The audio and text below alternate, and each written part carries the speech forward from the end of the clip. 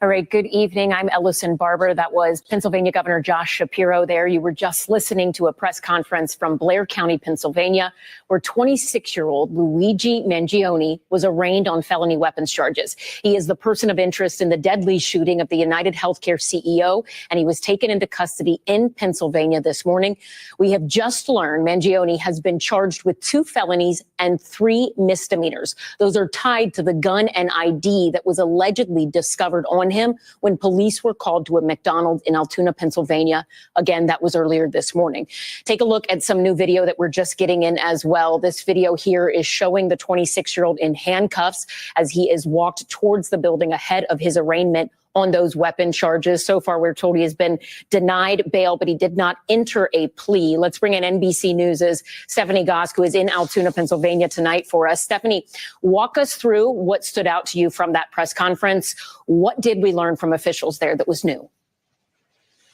Sure, Ellison, most notably was the fact that the arresting officer was just 6 months on the job. A police officer when he was called to this McDonald's this morning around 9 a.m. or so. There was an employee here that recognized Mangione. Those pictures have been circulating, thought he looked suspicious and called police here. The officer and his partner arriving on the scene, what he described in that press conference, is coming in, starting to talk to Luigi Mangione, asking him to pull down a medical mask that he was wearing. He says he and his partner immediately knew that that's who they were looking at. And they asked him if he had been in New York City recently. And when they asked him that question, he became nervous and started to shake. He also, we are told from law enforcement, showed a fake New Jersey ID. And that fake New Jersey ID was the same one that was shown by the person of interest at the hostel in New York City when he checked in. It was among a number of things that they found on him, a number of fake IDs, a laptop that he was working on. He also had clothes that were similar to the shooter's clothes, and most importantly, perhaps, a gun and what they were calling a suppressor that looked like the weapon used in the shooting 5 days ago in Midtown Manhattan. All of this being pulled together, but it's important to make the point that he has not been charged yet with the murder of Brian Thompson, the CEO of UnitedHealthcare. He's being held on those weapons charges, as well as lying to police about his identity, Allison. Yeah, that's right. So again, for viewers at home, he is currently charged in Pennsylvania with 2 felonies, 3 misdemeanors. Those 2 felonies are forgery in the 2nd degree, presumably related to a false identification. They done caught this man. They caught this man. Forgery and 2nd degree, carrying a firearm without a license, tampering with government records or ID, possession of an instrument, false ID. This man has been captured, y'all.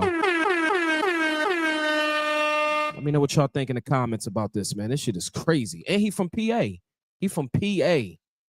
He from right outside of Philadelphia. He probably like 2 hours away, yo. That's crazy.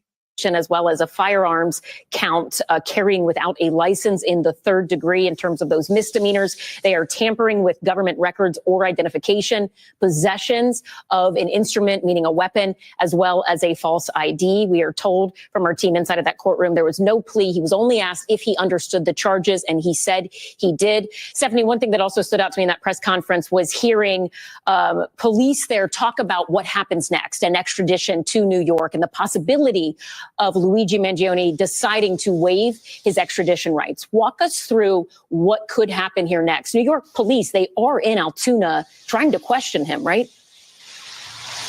Yeah, as a matter of fact, while we were standing here, we saw a motorcade go zooming by. That was the NYPD with lights flashing. They are here. They're going to question him. If they're going to charge him, they may do that soon. But there has to be a process that has to be held. As you mentioned, he is charged with a number of crimes here in Pennsylvania. So there will be an extradition process. There is also a hearing that he is scheduled to have December. So he got to get tried in Pennsylvania, and they're going to send his ass to New York because that's where he committed the crime at. So they're going to extradite his ass right to New York, and New York is going to cook this man. Like, they are going to cook this man. This shit is crazy. What y'all got to say about that? Leave a comment, y'all. Like this video. Send some comments in. Send it in, y'all. What y'all think about this? 23rd. So Luigi Mangione is not leaving Pennsylvania anytime soon, and they certainly aren't going to let him out of jail. That's for sure. And Stephanie, in terms of how he ended up in Altoona, walk us through what police say they think he did in the days after, allegedly, if he is in fact the person New York has been looking for, the New York Police Department, what he did during his time in Pennsylvania and where they think he may have gone. Well, Allison, we knew from law enforcement officials that the day of the murder of CEO Brian Thompson, that the person of interest went to a bus station in northern Manhattan, and then they lost the trail, according to what they said publicly. So they believed, or it certainly would lead someone to believe, that he took a bus from that bus station over the GW Bridge, which leads to New Jersey and eventually to Pennsylvania. The governor in this press conference saying he went to Philadelphia, that he then went to Pittsburgh, and then that he... Damn, he came to Philly? He came to Philly, y'all? Damn, he came to Philly? He just was everywhere, man. This bull was everywhere. God damn. Look at him smiling and shit. That shit is crazy. Yeesh. He came to Altoona. They didn't get any details, and what a lot of people were asking. Altoona is a couple hours away from Philadelphia, by the way.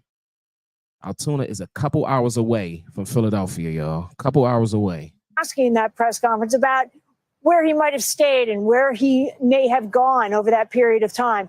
I mean, you're talking about 5 full days. And one of the most remarkable things about this case was that it took as long as it did to find him. The police in New York City saying they did not have an identity. But what they did say today is that those photos that were released, and they released quite a few, but particularly the ones of him in the hostel where you could see his face, that those were critical to making an arrest in this case. That is what the employee here at this McDonald's recognized, and that is why the employee called 911, got the police to come here, and eventually that's why we're here now with this arrest being made, Allison. All right, Stephanie Gosk in Altoona, Pennsylvania on that breaking news. Thank you. We appreciate it. We're going to stay on this story because the person of interest in the murder of the UnitedHealthcare CEO, Brian Thompson, here in New York, his online posts and social media feeds, they are all now seeming to play key roles in the investigation as it unfolds. So here to help us break this down and the latest developments in this case is NBC's Tom Winter. Tom, I want to kind of pick up where Stephanie left off because you've been so careful, rightly so, in your reporting. And as far as the NYPD and the FBI's investigation goes, this individual, Luigi Mangione, is still considered not a suspect, but a strong person of interest in the murder of the UnitedHealthcare CEO, Brian Thompson. Is that where things still stand in New York right now? In New York, it does. But in Pennsylvania, Ellison, and good evening, what they're looking at now is an argument they made to the judge as far as making sure this individual was not put out on bail, which is effectively saying we expect him to be charged in New York, potentially with a homicide. And so that's where the state of play is in the courthouse. It appears clear to us, at least initially, that they're going to probably charge him based on everything you just heard. But it might take a couple of days, and it can take a couple of days legally, because you know what? His face might match that face. It might match all the other faces that we've been looking at. He might have had the same identification that he had at the hostel on his person today, and the same thing with the weapon. But they have to prove all those things. They have to go back and build this thing together now that they have him, as far as all the elements, and make the argument to the judges in Pennsylvania, hey, we want him out of here. And then they've got to make the argument, ultimately to a judge and a jury, potentially in New York City, if they charge him. So there's some work that needs to be done. This doesn't need to be a perfect case. Okay, so you don't need to sit there and sift through all the evidence and make sure that everything is perfect, like you're ready to go to trial. They'll be able to do a lot, I think, in a short period of time to be able to show that they have enough reason to get him out of New York. You know, I was struck, Tom, by Pennsylvania authorities saying that he was initially cooperative in interviews with police, but he is not now. We mentioned social media. This is a young person. He appeared to have a very robust robust presence online. We have also heard from authorities there in Pennsylvania that they allegedly discovered some sort of writings, a so-called manifesto, when they took him into custody. What do people need to know? What do we know right now about the interest in his online presence and the possibilities of that so-called manifesto that he had with him? About as high as it gets, Ellison, in plain terms. So they're definitely combing over all those posts. Y'all think this the guy that did it? Let me know in the comments. Y'all think this the guy that did it? If y'all think so, send me a comment, y'all. There's been some other items on social media related platforms that they are looking at. I think that's significant. And so there's some things that will come out, I think, in the next couple hours as we do our reporting and they do their investigation. I mean, it looked just like him, though. It looked just like him. Looked just like this man. I don't know. Just like him in the picture, man. And that mugshot they got. Investigation, actually flip that around, that we'll be able to talk to you about. But certainly here a little bit more than meets the eye. Ultimately, though, let's take a step back and look at what the governor said. The governor said, look, shooting somebody, using violence, if in fact he's charged with that here, for your personal benefit or for the benefit that you think society might have, that's not acceptable. And that's what the governor said. So I think, we can, and we probably will go nuts about all the various accounts that we look at over the next couple of days. But the facts are the facts. If in fact he's charged with homicide, that's not necessarily relevant, Ellison. And in terms of what happens in the next couple of days, you mentioned that extradition process. It can take a while. The police there saying he has the option, if he chooses in the next 24 hours or so, to waive his extradition rights to New York, assuming New York does charge him in the coming hours. But if he chooses not to waive that right, it could take days. What, in your past experience covering this sort of thing, how long does it typically take to see someone removed from a nearby state like Pennsylvania to get them back here in New York to answer on other charges? We had a great example in Brian Koberger. The individual's been charged and accused in the University of Utah shootings. Typically, most attorneys say, you know what, let's just get him to the place where he's going to face charges. No reason to duke it out here because you run the risk, Ellison, particularly in a state where we get the court documents that we get in Pennsylvania, that prosecutors and law enforcement get to put a lot more stuff on the public docket, enough things for me to read, to share with you and to share to everyone about this individual's background. And so that's just typically, not speaking to this person, but typically a big reason why attorneys say, you know what, let's get them back to face charges in the district where they're charged, and then we'll get everybody to go quiet. So I think that's why that's probably more likely than not here, but you never know. All right. Justice Correspondent Tom Winter, thank you so much. We appreciate your time and insights on this. For more on the profile of this person of interest and where the investigation may go from here, let's welcome back John Moynihan. He is a retired NYPD captain. He's also the author of a series of detective novels. His latest is The Guns of Antwerp, NYPD Takes Boston. John, thank you for joining us. And I appreciate you jumping in on such a chaotic moment of a lot of information coming to us. If I can you take us back? Let's go back to New York. And this, again, is an individual who police in New York are calling a strong person of interest, not a suspect in the murder here, though based on what we heard in that press conference, it seems that homicide charges are likely coming his way from the state of New York. Given that, let's look at a map and sort of go back to the route we believe Mangione possibly took here. So he was found in Altoona, Pennsylvania. That is over 250 miles west of New York City. We know it appears, based on what we've heard from authorities, that he traveled by bus for at least part of that journey. But then we just heard in that press conference from Pennsylvania authorities that they say they believe there was some sort of traveling that took place between Philadelphia and Pittsburgh. And they're asking people in Pennsylvania to come forward with any sort of information they may have. When you look at that track and the course of time we've been dealing with, what do you take away from it? Do you get the sense that this was someone who possibly had a plan for the first 24, maybe 30 hours after this alleged crime occurred, and then sort of was just seeing where he could go? Or does it seem like this was someone that has had the last 5+ days calculated, if in fact this is the suspect in the New York case? It's well put, because he calculated things to an extent, but not to a great extent. I mean, he was in New York for 10 days prior. What was he doing?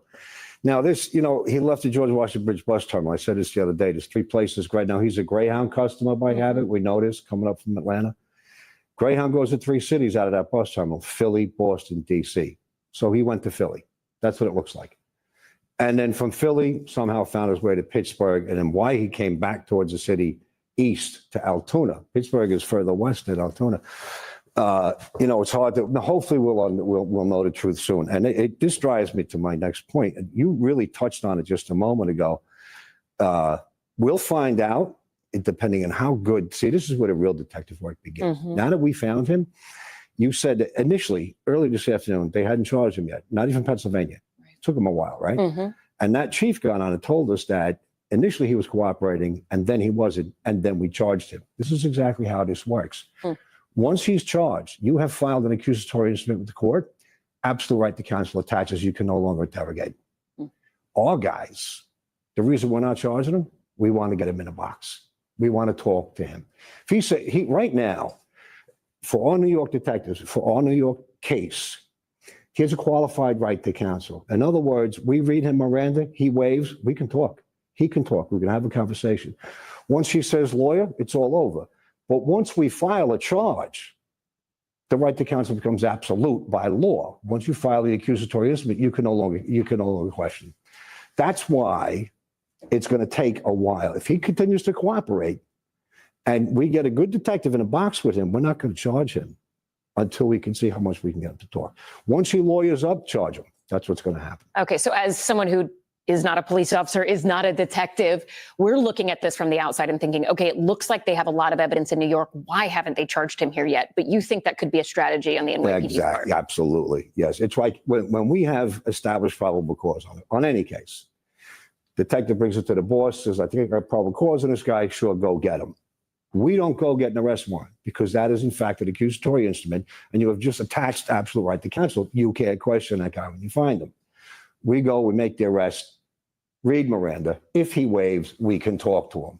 If he doesn't waive, now we charge him. I'm curious to get your thoughts on the weapon that, according to police, was found in Luigi Mangione's possession. We have an image of this. This is the firearm. From the outside, it appears to be a fairly standard semi-automatic pistol. But what authorities are saying is, in addition to recovering some sort of silencer in Pennsylvania, they are also suggesting that this possibly could have been made entirely from a 3D printer, a so-called ghost gun. When you look at that, and then also when we go back to the video that I know you have looked at and analyzed on the show throughout this case so far, of this moment where the shooting takes place, and it appeared at some point, a lot of people have talked about this, that weapon jammed and that he seemed to know what to do with it. When you look back on that now with the possibility that this could be a ghost gun, a 3D printed gun, do you think, does that change your opinion of that? Because I heard so many people saying, okay, he knew what to do when it jammed. He must be really trained. But do 3D printed guns, are they just more prone to jamming? Well, first off, that's not a 3D created gun. You don't think that is? No, that's a properly manufactured weapon. I don't even, to tell you the truth, when I'm looking at it in the picture we got on the screen right now, I think we can go back to it. That doesn't look like the weapon that they recovered. And I'd like to know how much ammunition did he have in his backpack. He had a backpack on him. That does not look like a 3D created gun, and it could be. I'm no ballistics expert, but that looks like a properly manufactured gun. And it doesn't look like the murder weapon either. This kid was heading back towards New York. Realize Pennsylvania is well west of Altoona. He's heading back towards New York. How much ammunition did he have? What else was on his mind? He took 10 days in New York before he shot that man. Now he's on the road for 5 days and he's circling back towards New York. I'm not sure that's the murder weapon that was seen in that picture. It really doesn't resemble the one that I saw. The one that I saw has to specifically be racked after each shot. That's a semi-automatic weapon that you should be able to fire after you rack it once. I mean, there's a lot more that we'll find out once they get him charged. And let's hope they don't charge him soon. We want our detectives to be able to talk to this guy. So with the NYPD that is in Altoona, Pennsylvania right now, how do you think they are approaching interactions with him? We're not talking to him yet. Okay. No, that's theirs. That's theirs. So and until he's extradited, they can't really do. They don't want to. Conversation. They took their shot. Try to talk to him. They succeeded for a little while, it sounds like, and then he lawyered up, and then they charged him. That's exactly the sequence of events and how it's supposed to happen. While we're talking about Altoona, can I just give a great shout out to that kid? Even your Stephanie Goss, you can't mention the fact that he's 6 months out of the academy without smiling. That's just such a great thing. Truly, what happened in Altoona, let's understand just how great it was based on what did not happen. That kid walked up to that table and said, "You've been to New York lately?" His presence, his posture, his entire approach, what did not happen is this man did not commit suicide. Okay, someone in his position may be prone to shoot themselves. We'd never have any answers. He didn't draw and try to fight it out with the cops. He didn't try to run. And think of this. McDonald's is a fast food restaurant, right? Mm-hmm. By the time he got his food, sat down, started to eat, one person saw him, went to the clerk calls up, 5 minutes have gone by already. Mm-hmm. How long does it take to eat your breakfast at McDonald's? That the cop responded immediately. Mm-hmm. He didn't blow it off and say, oh, another sighting. He went there as quickly as he got there really fast. Mm-hmm. It wasn't like he walked in and had two people saying, we thought we saw the shooter here. No, he got there quickly at a fast food restaurant. Like, there's so many things that did not happen in Altoona. We have to recognize that. That's really good police work on that case. Yeah, Governor Josh Shapiro saying the same thing about that police officer, and also calling the bystander who reportedly worked at McDonald's, who called into 911, a hero. John Monahan, retired NYPD detective, author as well. Are you older than 18? We're looking for motivated people to take online cybersecurity classes. John, what stands out to you from all of these details? Obviously, he did have a manifesto on him, but they're being quiet on motive, quiet on how he got to Altoona, quiet on how long he was there, although it was days. But there is a lot of information in here. What stands out to you?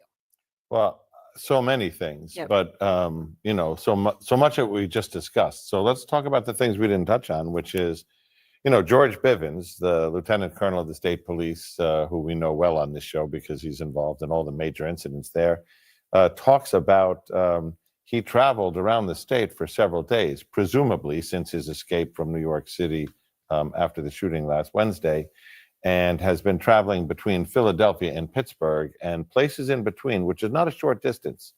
So we have to ask ourselves a couple of things. Is he beginning to effectuate a second stage of his plan where he's going to go on the run?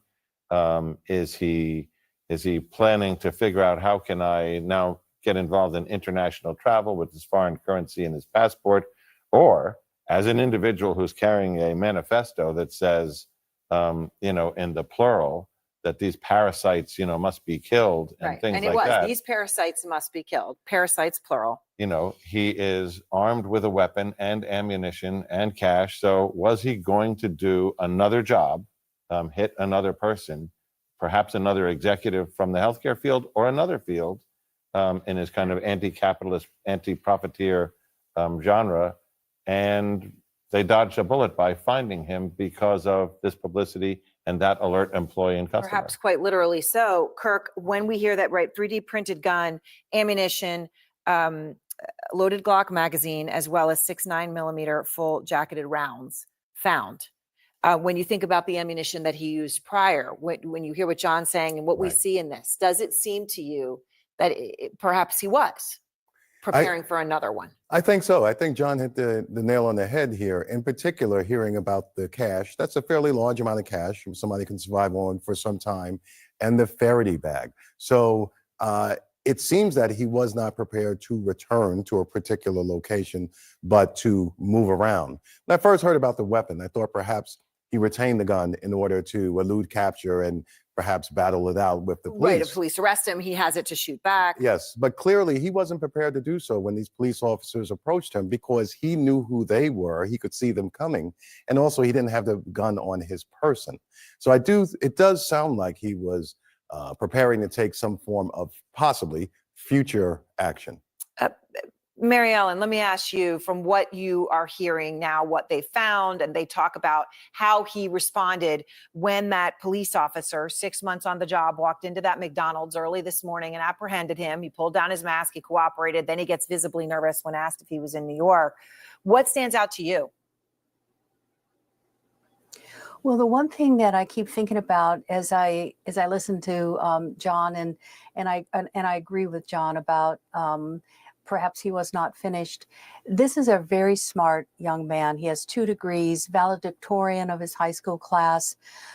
I believe he knew he could never really return home. This was it for him. You can't return home and just assume a normal lifestyle after what he did in New York. So I do think that there was more on his agenda that he wasn't done. It could have also included suicide at the end, but they caught him in midstream, and I think I feel like that's really part of what he intended to do is to continue on with the shootings. And I think that's, part of that mentality, part of that injustice collecting. When he uses terms like parasites, he wasn't just referring to the one person. And he spent at least a year in planning and thinking about this. CNN has just obtained a photograph of the gun found on the suspect in the shooting of the CEO of UnitedHealthcare. Take a look at this new photo obtained by CNN's John Miller. It's the weapon recovered by police earlier today when they detained 26-year-old Luigi Mangione.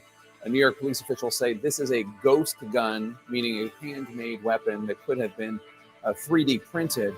It's not the only potential evidence police say they found in Mangione today after a McDonald's employee spotted him eating inside the restaurant and called 911. Police say they also found a multi-page document on the suspect, and a source says that document criticized the health insurance industry and included the lines, quote, "These parasites had it coming," and, quote, "I do apologize for any strife and trauma, but it had to be done," unquote. A private memorial is being held today for UnitedHealthcare CEO Brian Thompson, according to a source. Thompson was on his way to attend his company's annual investor conference when he was shot and murdered last week in New York. Let's go straight to CNN's Danny Freeman, who is live for us outside the McDonald's in Altoona, PA, where Mangione was taken into police custody just hours ago. Danny, do investigators know how he ended up in Altoona? And Jake, that's still one of the biggest outstanding questions that we're hoping to learn. What brought 26-year-old Luigi Mangione specifically to Altoona and specifically to this McDonald's behind me? I'm going to show you just really. Looks like we're having problems with our satellite. Midtown Manhattan, where that crime. Oh, we got to go back to Danny. Danny, okay, yeah, you broke up for a second, Danny. Go ahead, start again. Oh, got another hit. No, I was just going to say. Oh, maybe. Can you hear me? Go ahead. Go ahead. We can hear you. Yeah, so Jake, I just want to describe to you where we are. So this is the McDonald's right here where Luigi Mangione was apprehended by police. Altoona police, they said that at 9:14 this morning, they received a call, like you noted, from an employee of this McDonald's, a female employee of this McDonald's, saying that someone saw who they believed to be someone who looked like the suspect in that UnitedHealthcare CEO murder. Altoona police arrived here, right to this restaurant. They came inside, they spoke with this man, and sure enough, they ended up apprehending him. Now, they arrested him for charges unrelated to specifically the murder. They arrested him on gun charges, but on his person, notably, as you noted, they found that ghost gun. They found that suppressor. They found fake IDs. They also found a manifesto. Much of that, I believe, our colleague Bryn Gingras will get into in just a moment. But again, I just wanted to describe to you, station that's right in this immediate area, Jake. The Greyhound station is maybe about an hour's walk from this point, maybe about 10, 15 minutes of drive. There's a local bus station right here. The question still is, why this specific spot, and how did he get here at 9:14 this morning, where he was ultimately apprehended by local law enforcement officials, Jake? All right, Danny Freeman in Altoona, thanks so much. Let's go to Bryn Gingras in New York. And Bryn, you have some new reporting about a fake ID that was also allegedly found on Mr. Mangione.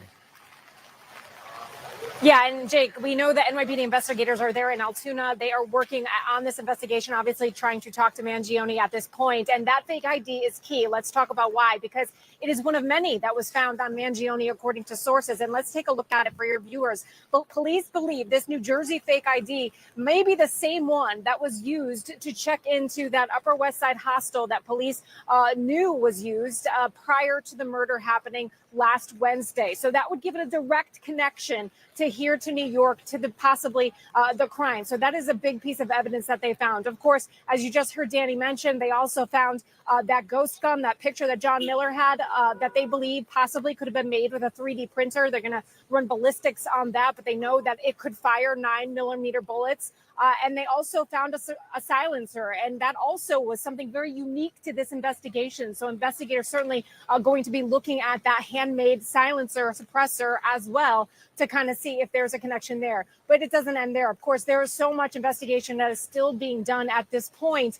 We know that Mangione was carrying some sort of document, according to our sources, that really railed against the healthcare healthcare industry.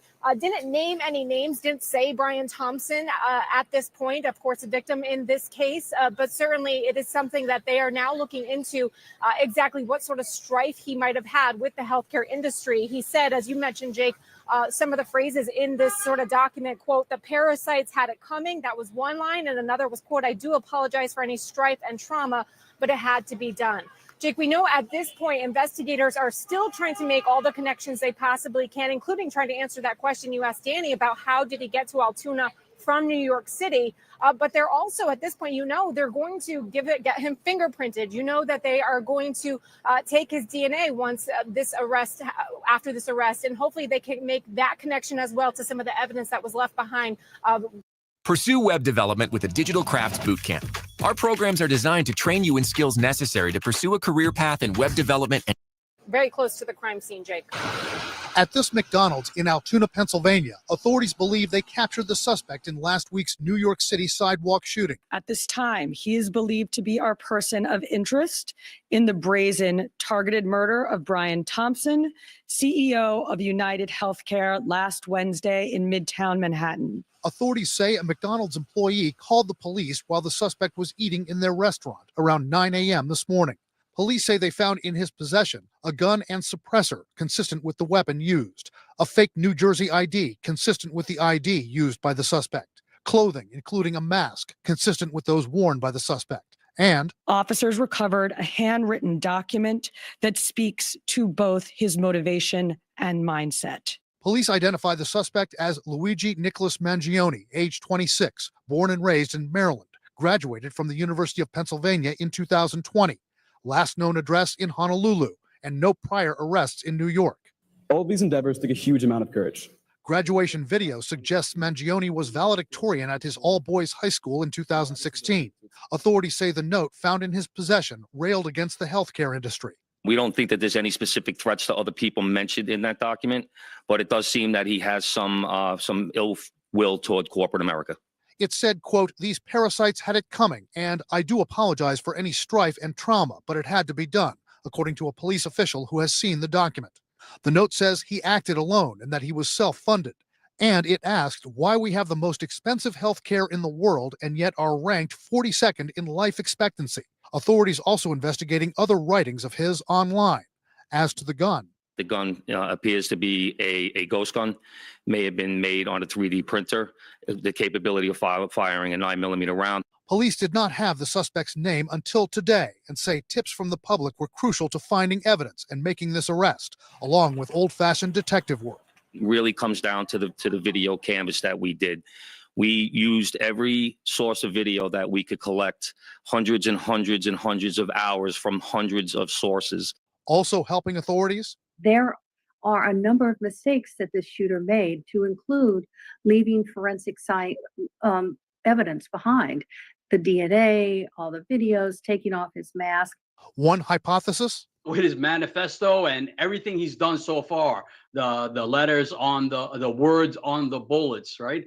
The monopoly money. This guy, I think, he wanted to be captured eventually. Police have arrested a suspect in the murder of UnitedHealthcare CEO Brian Thompson. 6 days now after that murder, outside of Hilton in Manhattan, police picked up 26-year-old Luigi Mangione in Altoona, Pennsylvania. This is after an employee at a McDonald's recognized him from photos and called the cops. Joining us now, Congressman John Joyce, a Republican who represents the Altoona area. Congressman, thanks so much for joining us. Sorry it's under these conditions. Can you tell us if the NYPD has arrived on the scene yet, as far as you know? Jake, just in the last 30 minutes, the FBI and the NYPD have arrived at the Altoona Police Department's headquarters. And I've been in contact with officials from the Altoona City. I have not talked to the chief of police, Joe Merrill, who is keenly involved in this investigation. So what's curious, and you might not have an answer for it, is why he was in Altoona. It's a lovely place to go. You and I have common friends in Altoona, the Port family, but he's from apparently Maryland. He went to the University of Pennsylvania. Is there a connection he has that you know to Altoona at all? No known connection, but there's great availability. We have rail, we have bus service, and we have a great interstate highway system that comes through Altoona, Pennsylvania. Okay, so it's like a thoroughfare. It's pretty incredible. I don't know if you know who this McDonald's employee is. One of your constituents, it seems, identified him. And the only reason that this case has been cracked assuming it has, is that this McDonald's employee in Altoona recognized the assailant from the photos that have been on TV. Jake, this was a courageous employee, a restaurant employee at McDonald's on Plank Road in Altoona, Pennsylvania. And not only did she see something, not only did she say something, she did something. She alerted the Altoona Police Department, who responded quickly and detained this individual, this person that was suspect and highly suspect. But she was very courageous, asking him to remain there while the police arrived. And to be able to do that, I hope this will put an end to the ongoing investigation. I think that having someone in hand right now, having the FBI and the New York Police Department in Altoona, Pennsylvania, continuing that investigation will allow many people to rest at ease. So what did she say to the suspect as far as, she approached him and said something? I don't know what the content of that conversation was, but I know it was an employee at the McDonald's restaurant in Altoona, a courageous employee. Yeah, no, it's a gutsy thing. You see somebody, I'm sure most people would be like, oh, I don't even know. What if I'm wrong? What if that isn't him? But, he really looks a lot like him. And she just called 911, I assume, and the police came. And we have 66 police officers in the Altoona police force. My medical practice, I practiced medicine for 25 years before coming to Congress. My medical practice is just 2 blocks away from that McDonald's restaurant. It's in a place where I took my children where they were young, and I took my grandchildren as well recently. So you're a physician, and since the shooting, we've heard a lot of, 2 things. One, understandable frustration with the health insurance industry, which my dad's a doctor also, and I know that that's something that a lot of doctors experience. And then 2, a real nihilistic and horrible, distasteful rejoicing in the murder of this health insurance executive. What's been your reaction to this? First and foremost, I deplore any type of violence to this degree. This is not the way to solve the problem.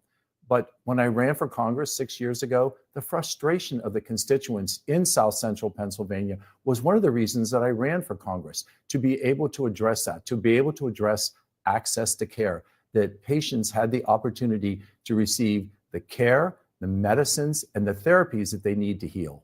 All right, Congressman John Joyce, Republican of Pennsylvania. Thanks so much. Good to see you, sir. Thank you, Appreciate it. It's the arrest of a suspect in the murder of the UnitedHealthcare CEO. The NYPD says that 26-year-old Luigi Mangione was arrested on a gun charge this morning at McDonald's in Altoona, Pennsylvania. Among the items found on Mangione was a 2-page document that officials say indicated he, quote, has some ill will towards corporate America, unquote. A police official who has seen the document said it rails against the health insurance industry and suggests that violence is the answer, and specifically contained the following lines, quote, these parasites had it coming, and, quote, I do apologize for any strife and trauma, but it had to be done, unquote. While we do not know whether the document specifically mentions UnitedHealthcare, we do know the killing last Wednesday has unleashed a flurry of anecdotes of individuals denied insurance claims, some cases matters of life and death, perhaps also bottom line decisions that felt to the patients, the customers, compassionless. Lift this knee. Can you move that ankle? Now I'll help you to the bathroom. I had to give her haircuts and showers. And until you've had to do that with your own mother, you can't know what it's like. But to UnitedHealthcare, she was a number. She was a dollar amount. $90 billion in profits. And anyone on here who is saying, oh, all of you commenters have no compassion for him, you're right. We don't. He had no compassion for us. Let's bring in CNN's Claire Duffy, and CNN's John Miller is still with us. And Claire, this has really exposed the extent to which so many Americans are frustrated with health insurance companies. And obviously, no, none of us support murder. None of us think that violence is the answer. But these are real struggles. Yeah, Jake, it is interesting because normally when we see this kind of public display of violence, the response on social media is one of support and sympathy, but that has not been the case here. One of the examples that really stood out to me was this Facebook post from United Health expressing sadness over Thompson's death. It got tens of thousands of emoji reactions, and most of them are laughing emojis. I think what we're seeing is this sort of bubbling up of the pent-up anger and frustration that so many Americans feel over the healthcare and health insurance industries. business. And we've seen a lot of these stories, people sharing of, as you said, being denied healthcare claims. And that is one of the things that experts say is often the root of people's frustration with their health insurance. There was a study last year that found that a majority of Americans, 58%, experience some problem with their health insurance over the course of a year, often including claim denials and pre-authorization issues. And of that 58%, 15% of those people experienced actual negative implications for their health. These denials can cause anxiety, they can delay treatment. So I think what we're seeing is this general sense from many Americans who feel like these companies, although I'm sure the companies would sort of quibble with this depiction, but that these companies are prioritizing profit over the people that they're serving, Jake. And John, this obviously theoretically goes to motive. Based on what you're learning about the document police say was found with Mangione, this two-page manifesto, how will investigators determine whether his feelings about health insurers were actually the factor? Well, the letter certainly, as much as we know about it, seems to spell that out, talking about profiteering and the words that were on the bullets, which is deny, delay, depose, talking about the litigious nature of and the slow rolling of claims payments and so on. So it appears there. But I would also say, having done a pretty good sweep of his social media activity, internet activity, and the places where we can see him interacting with others, this doesn't seem to be an out front theme. You asked a couple of times before today, did police have his name? How did police not have his name? And police did not have his name because he just wouldn't have been on that radar. Beyond this, this was a result of literally thousands of hours of reviewing video by hundreds of cops who pulled those tapes by going block by block, store by store, building by building, camera by camera, until they assembled, all these hours and found that one moment when the mask was down. Before that, the moment in Starbucks. After that, the moment in the taxi, till they had enough images, till somebody, a woman in a McDonald's who worked there, said, I think that looks like the guy. That's the only reason they had his name, not because he was in the DNA database. He wasn't. Not because he had a criminal record and his prints would have popped when they took him from the phone, because he isn't. This guy was a ghost.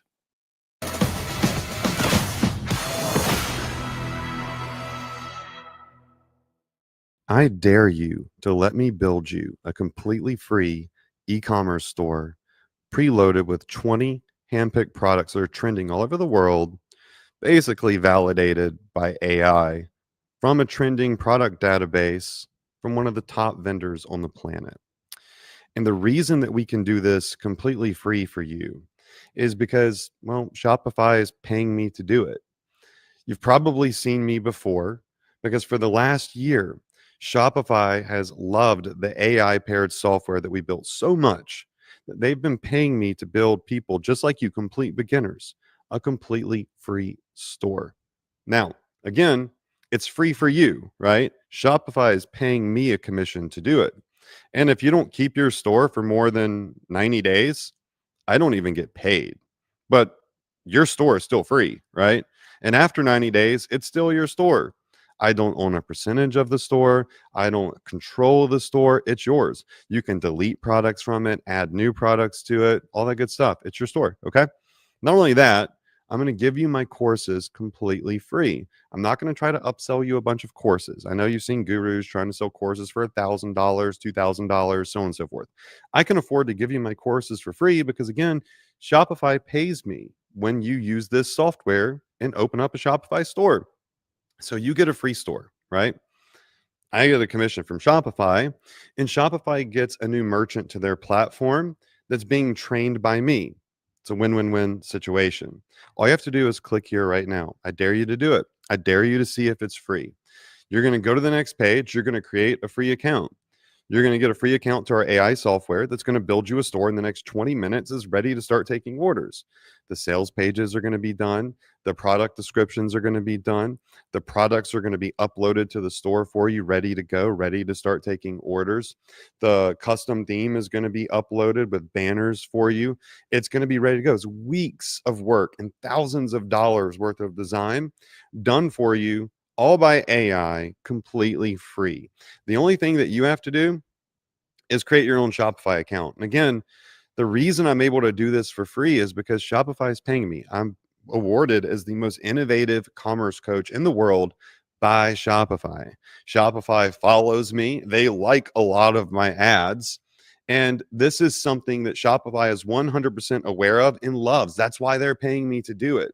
So you can go pay somebody for a bunch of courses. You can go pay somebody to build you a store, or you can just click here and let our AI software build it for you for free. And you'll have an epic, professional, optimized store ready to go in the next 20 minutes. The choice is yours. But if you want to get started right now by the person that's awarded as most innovative commerce coach in the world, that's going to give you courses for free, build your store for free, then you got to click here right now. Again, I dare you to do it. I dare you to see if it's free. Not a dime's coming out of your pocket for my services. Shopify's paying me to give them to you. Let's go.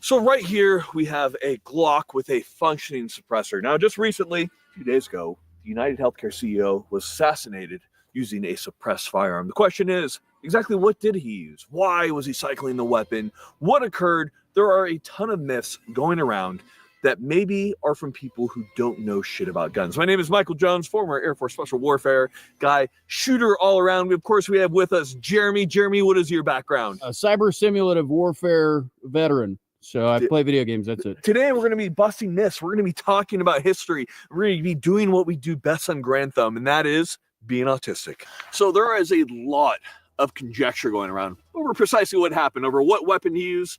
We know that the NYPD is saying it was a B&T Station 6, which is a 9mm, a well-rod copy, which is a single shot suppressor that uses wipes. And we'll talk more about that later. But there's a lot that we're seeing from the video that might disprove a lot of what's being said online, or even from what the NYPD is saying. So we're going to be going over 4 different theories over what we believe is probably most likely. We're going to be picking our favorite ones that we think are most likely, and we're going to be showing, based off of our firearm knowledge, which is at this point fairly extensive, what is most likely, and try to show you guys the truth here. A lot of non-truths, wouldn't you say, Jeremy? I'd say so. A lot of guesswork at this point. A lot of guesswork. We do a lot of shooting at suppressors, so let's go and let's talk about it. So right here, we have kind of 3 main examples of pistols and suppressors that you would see. But before we get into it, let's take a look at the shooting itself and let's break it down. So here's what we know. The UnitedHealthcare CEO was walking by. If there's anything that America loves, it's an outlaw. Isn't that right? It's for this reason that we're seeing a lot of praise for this man. We're not condoning anything here in Grantham, but we are saying that America has a love affair with people who are Robin Hood-like in many ways, stealing from the rich and giving to the poor. Not saying that's what happened, but that's life. So first thing that happens, CEO walks by, our man walks out, he brings a weapon up, he fires. The weapon does not cycle, which is what leads many people to believe that it is a single shot weapon. Despite that, we do see a lot of gas ejecting from the gas port. At that point, he cycles the weapon, he kind of rides it forward a little bit. This man seems to have, I would say, killed before, but probably not as well practiced on a firearm. He cycles it, he brings it up, he has a misfire of some type, he then fully cycles it, fires again. He then steps up while cycling the weapon. And if you notice, he then taps the back, which could be both weapons. We'll talk about that. And then he seems to deliver a killing blow, at which point he leaves. So there's a lot that goes on in that assassination. And let's talk about how these different theories could fit into that. Now, the first one we're going to talk about is going to be theory 1, what the official theory is, which is that a B&T Station 6 9mm was used. Now, the B&T Station 6 is a fairly, I think, unique weapon. I don't think many people are going to be buying this weapon. And there's several reasons for this. It is a copy of the Well Rod, which was a World War II design. It is very quiet.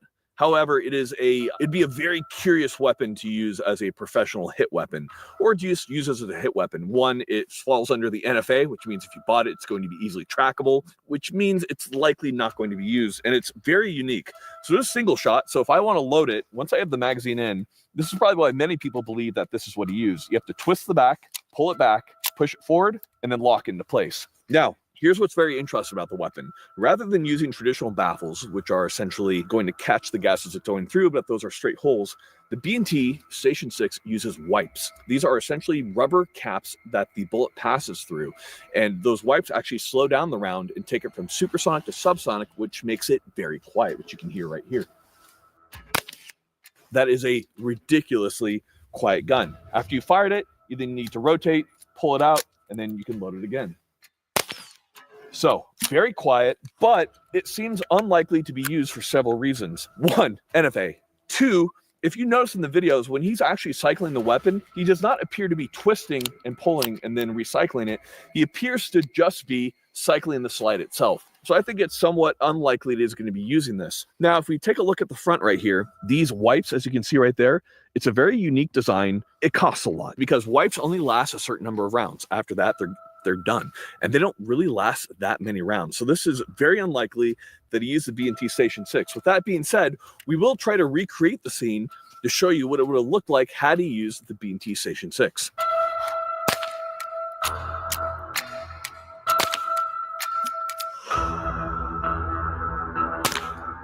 So it doesn't make sense to me because on that one shot, if you remember, he loads and then he taps the back. This is something that you typically do to a semi-automatic to seat the slide all the way forward. With this design, how it locks into place, it has to be fully rotated to lock forward. That wouldn't be something that you'd do to it. So I find it unlikely, but it's a possibility. So I would say theory number one, that he used a B&T Station 6, I see probably the least likely of any theory that we have so far. And being that it's NYPD that suggested this, I think that makes sense. Theories number 2, 3, and 4 revolve around a functioning or semi-functioning semi-automatic weapon. In this case, we have a Glock. It's one of the most ubiquitous semi-automatic handguns out there. And when it comes to suppressors, any of your normal suppressors are going to run pretty well. This one's from CGS, and it's going to run on pretty much any pistol you put it on. Now, suppressors on pistols are a little bit temperamental, and there's a reason for that. With a suppressor on any type of tilt lock gun or any type of Browning action, you have to unlock the barrel. So because you have so much weight on the barrel, these have what's called a booster or a Nielsen device on the suppressor. It's essentially a spring that's compressed and runs in the opposite direction. So you can see it right here. See, I can pull that out. You have a big old spring right there. So when I'm firing this weapon, that's going to cycle. But if you don't have a Nielsen device, that pistol is not going to cycle, and you'll need to manually cycle the weapon each shot, which brings us to some of our first points that we're going to be making. So right here, we've taken apart one of our suppressors, and you can see the Nielsen device right here. It's essentially just a piston that's going to counter operate and make sure that the barrel can run. Without this Nielsen device, this will not function. So the second theory is going to be that he used some type of home-built suppressor that did not have a Nielsen device. That way, he had to cycle the weapon manually between shots. Let's take a look at what that would have looked like. Now, all of our suppressors, even without Nielsen devices, are running fine. They shouldn't, but they're just lightweight and they're made well. This is not typical of what you see. So we'll have to kind of manually do this. We'll be shucking out some live rounds. Let's see what that would look like. The YouTube Music app can sense what you like from the moment you open the app. Try 1 month free.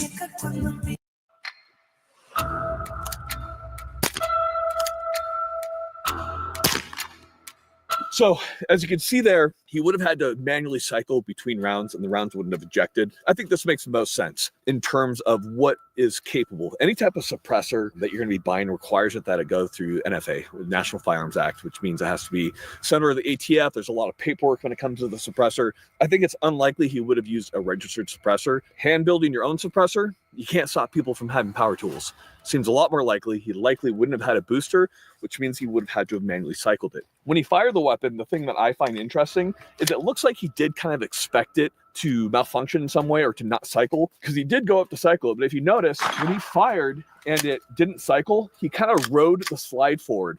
What that means is that when he was loading it, he didn't let it just go back on its own power. When you want to load a round in, you're supposed to just pull it all the way to the rear, release it. He kind of rides it, which then causes that malfunction. So then he cycles again and he gets it to run. And then after he cycles that one, you notice he taps the back of the slide. This is likely because the weapon wasn't going fully into battery. If you notice, kind of be at that back position. So to get the seat fully forward, you can tap the back to make sure it's fully in, that it will fire. So I say TMU suppressor, pretty high on the list of theories that actually make sense.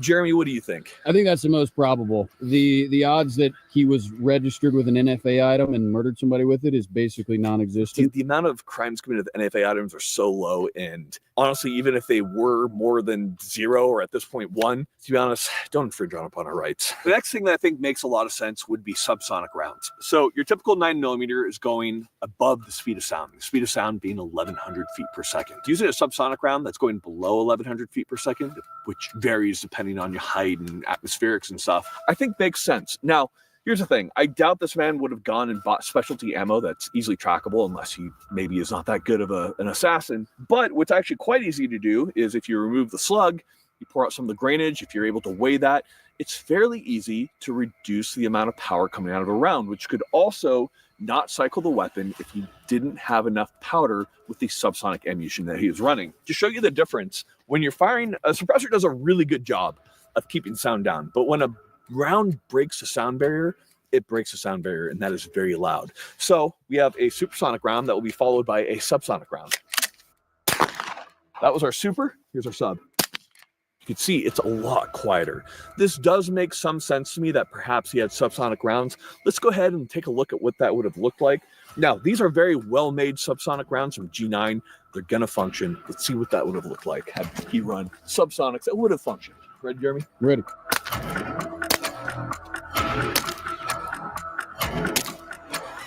Of course, that didn't happen. But subsonics make sense. The gun wouldn't have functioned had he done them not well. So this theory, I would say, probably the second best theory that we have. A single hand loading press just to put in single rounds is like $20 online. So it really wouldn't be hard to take the slug out, empty a little bit of the powder, and press it right back on there with no tracking. He learned all that from Call of Duty. Theory number 4, he just didn't have a good suppressor. So pistol suppressors are basically a Rube Goldberg type mechanism. You need a lot of things to go right in order for the pistol to cycle. Pistol suppressors, especially older ones, are fairly notorious for not cycling well.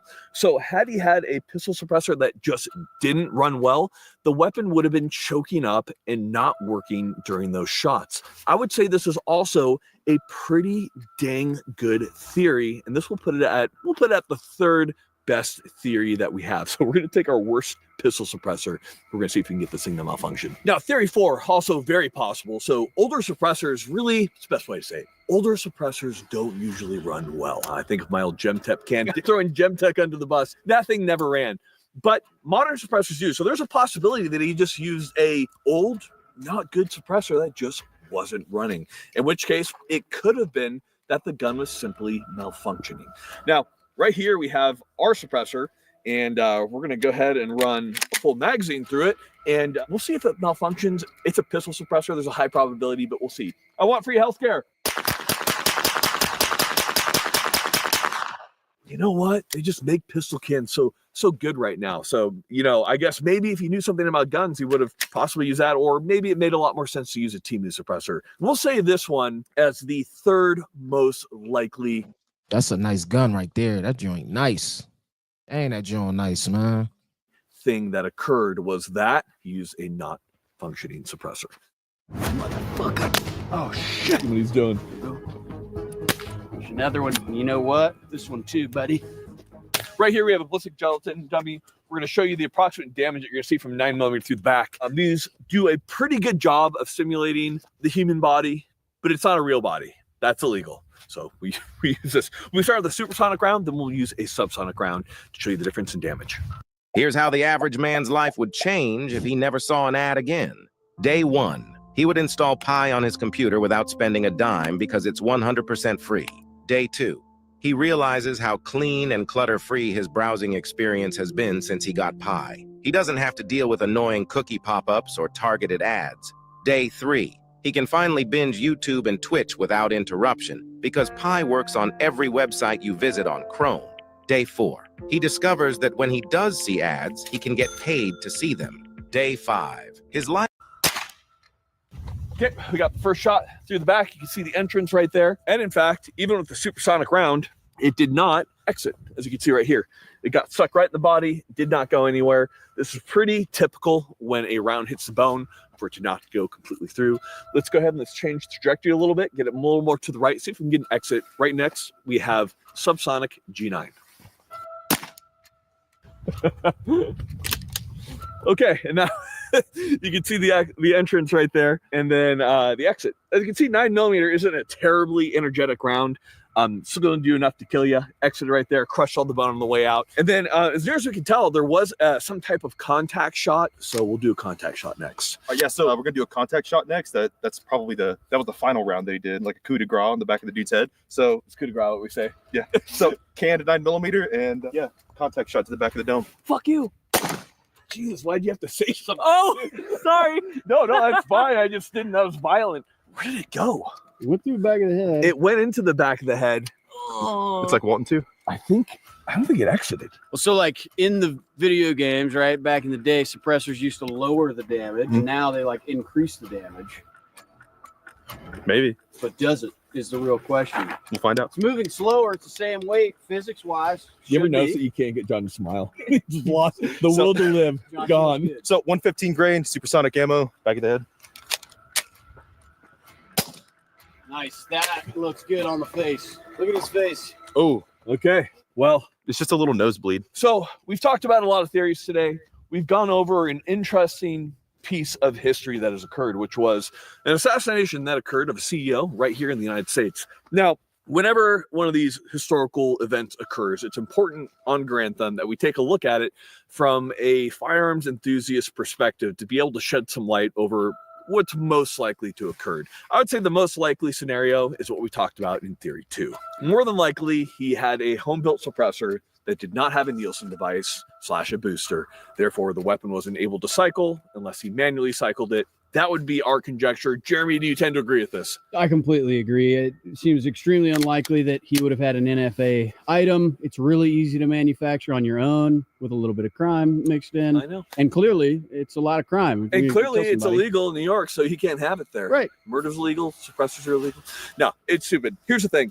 From what we can tell, it was a home-built suppressor. That would be my conjecture. And on top of that, we really do need to note that NFA items really account for almost less than zero any type of crime that occurs. They're probably going to use this as a push. This is my soapbox. If they try to use this as a push, banning suppressors, that's dumb as fuck. Suppressors are a constitutional right. Firearms are a constitutional right. Don't let them use this to try to take away your rights. Guys, thank you so much for watching.